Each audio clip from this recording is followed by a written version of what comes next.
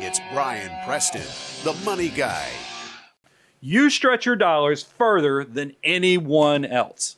Yeah, you understand that the normal consumer out there can just go out and buy something. They can just go out and purchase something, but you don't do that. You do a little more research.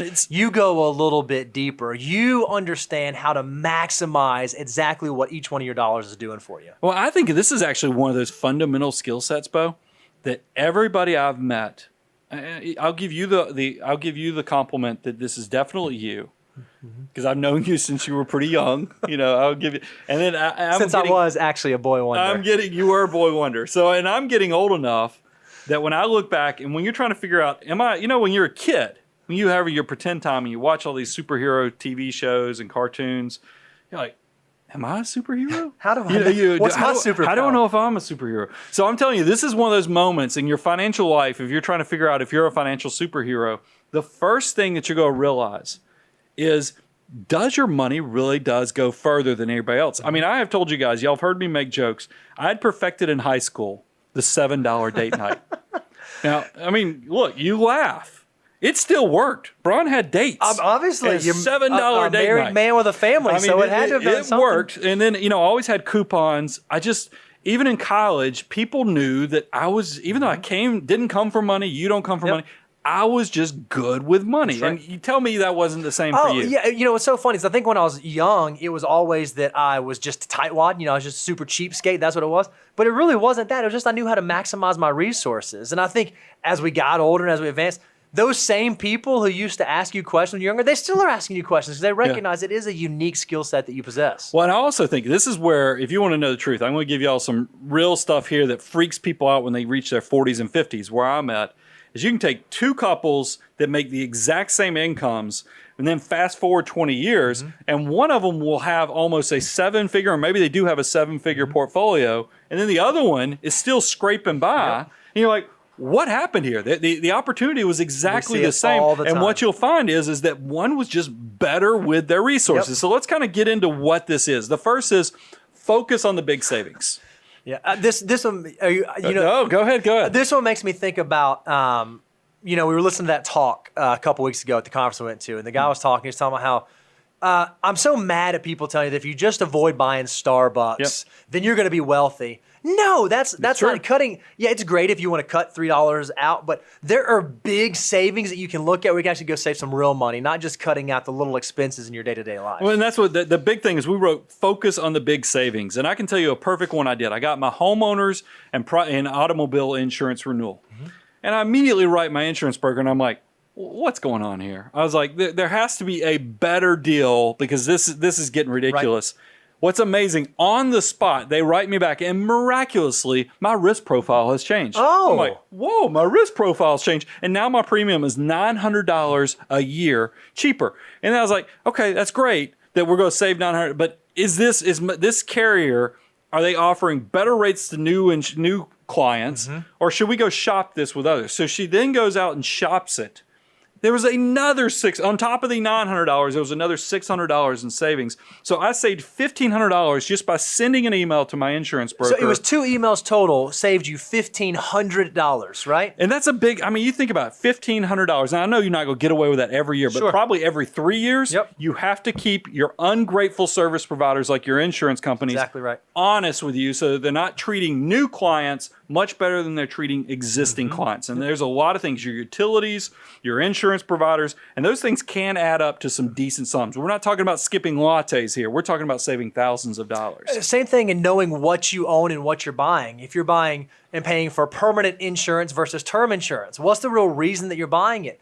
If you're buying permanent or whole life insurance instead of term insurance, and term insurance would fit the bill, you're probably paying something like 10 times too much for that amount of insurance coverage. Those are easy ways to trim some fat and get some more dollars in your back pocket. Yeah, so just understand, and look, there's a place for permanent insurance sometimes, but a lot of times for the majority of people out there, if you're just replacing income, term insurance is going to be your friend. And that leads to, now this one probably is a little more nuanced. I will tell you, this is old habits, old tightwad habits they're dying slowly, but I still keep a few of them. And I do have, and I will tell you, this is something that as I'm getting older, I'm realizing not all of this is a good use of my time. Sure. But I feel like I at least have to share these resources. So those of you who are in the complete tightwad station where you're saving, and getting that army of dollar bills, you'll know that you're wired the same way. You're a financial mutant. You're a financial superhero. But I do think as you get in your 40s and 50s, you start having success, you have to reevaluate that whole time commitment. Is it a good use of your time? It's back to whole superhero moment number 2 or 3. But here it is. I call this the shopping ninja skills, the triple triple shopping advantage. Look, I got the HSAs mixed up in there. The triple shopping advantage. The first one, I won't give you a website. I don't know who runs this website, but it's a good one. Cashback Monitor. If you've ever wondered, should I buy through You Promise's shopping portal? Should I through Ebates, which is now Rakuten? Did I say that right, Morph? Probably not. Reeves, no, I say that right? You did not. It's okay. They have commercials making fun of their name. No, I'm Robin. I probably got it. I probably nailed it. Or should you go through your credit card shopping portals? If you go to cashbackmonitor.com, they had no idea we're giving them this plug, and I'm not getting any kickbacks. We're horrible at that type of affiliate links, but just know that we're giving them because I love that they have a tab for cashback. If you want to know which portal to go to for the best cashback website, go there. If you want to know travel miles, because you're using the credit cards that you travel miles, credit card points, they got all of your things sorted out. It's going to have them all in columns where you can figure out which shopping portal is going to save you the most money. Maximize that. So that's step 1 of our 3-pronged system. Step 2 is maximize those coupon and promo codes. See, this is actually a lesson I learned from Brian Preston when I was just a boy wonder. He told me, he said, if there's a box on there for promo code or coupon code, it's there for a reason. That's what he used to always drill into my head. So I always assume if I'm ever there, I got to go search, see if I can find me a coupon code, find me a promo code, because it's not there just for it to be in there. So you can go to Retail Me Not or Google. If all else fails, just type it in on Google, and you maybe can find a promo code. And then lastly, I put on here the third rung of our three-rung system is know which credit card to buy with. That's right. Or maybe debit card. I'll give them some credit if you're not a credit card person, you use debit card. But some give you cash back, some give you gas, some give you extra points for food, and some give you extra points for travel. It's amazing. You think about stuff that cost $100, $150, $200. Just doing this little strategy right here can save you what? 2, 3, 4, 5, 6% on those purchases? For sure. Those small amounts of savings over a lifetime, just that become habit, can be material. It does allow you to stretch your dollars further than your peers. It can definitely be a few $1,000s a year. I know that sounds crazy, but it is. But here's a little wisdom. Just getting older, so you don't waste time and effort. I have found instead of trying to track down 16 credit cards so I maximize every point that I can get in rewards, it's probably better to have 2 to 3 credit cards and just have general, like I have a cashback card that gives me 2% back on everything. Right. I like that. And then I have a credit card that's pretty good at most other things. Like it gives me extra money for meals, extra money for travel, and extra money for gas. And that covers a lot of your key points. Yep. And that way you don't have to get into this crazy game of tracking credit card points. Yep. I do the same thing with the coupon and promo codes. I try the first 2 or 3. I used to sit there and I'd try about 3 different pages of coupon codes to see if any of them hit. Didn't happen. So you got to understand what's worth it, what's not worth it. And then Daniel would be upset if we didn't share this next thing, because I think this shows if you have a financial superpower and aptitude for this as well, is that you potentially are a financial superhero, and the fact that which month of the year you get the best deal on certain products. So hit them with the knowledge, Bo. So if you are looking at buying a TV, after Christmas to February generally tends to be the best time to buy a TV. Up to the Super Bowl. Super Bowl is kind of the key point to pay attention to. That's right. And I think the reason is all the TVs that didn't sell for Christmas are now on sale, so you can generally get a pretty good deal. If you want to buy either refrigerators or mattresses, you want to buy those sometime around April to May. They go on sale around May.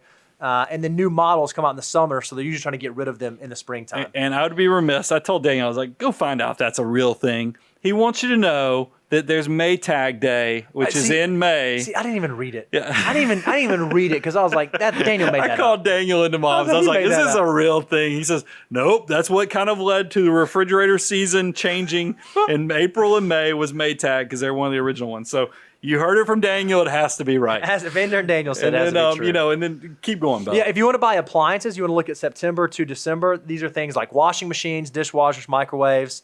because new models are coming out and appliances are going on sale for Christmas. And then the last, if you want to buy an automobile, December or late December generally tends to be the best time. According to TrueCar, you can save about 8.3% on a car if you buy it on New Year's Eve due to quarterly or annual sales quotas trying to be met. And we've done some shows on car purchases. Here's the thing about this, because maybe you need a car and it's not the month of December. If you will just pay attention to month end, quarter end, those are ideal times, because the truth of the matter with most car dealerships is that they have this thing, and I figured this out when I was in public accounting. We worked with a lot of car dealerships.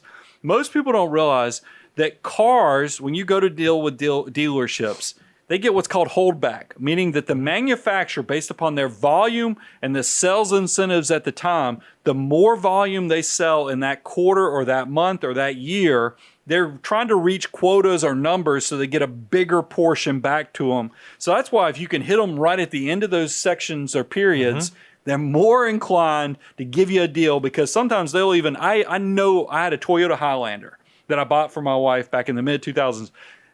There is no way they should have sold me that car for what they did, because we bought the car, drove it for 6 years, she got rear-ended, we got paid by the insurance company, and we only lost $5,000 on the transaction because we got the car so cheap. And I know it's because we bought it at the very end of a quarter, and they were just trying to unload that thing so they can meet a sales goal with the holdbacks of the manufacturers.